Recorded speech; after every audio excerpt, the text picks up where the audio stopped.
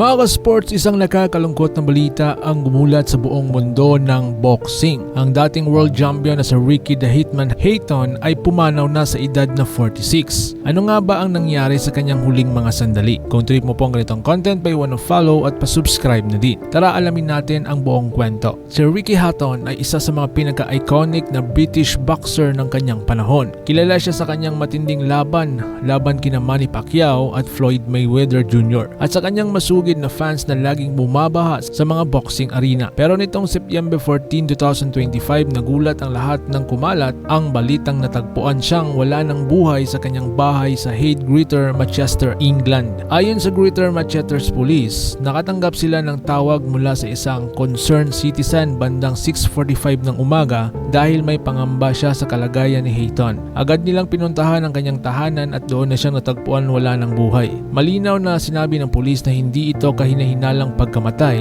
ibig sabihin na walang foul play na nasangkot. Hanggang ngayon, hindi pa rin inilalabas ang opisyal na sanhi ng kanyang pagkamatay, kaya madami ang nagtatanong ano nga ba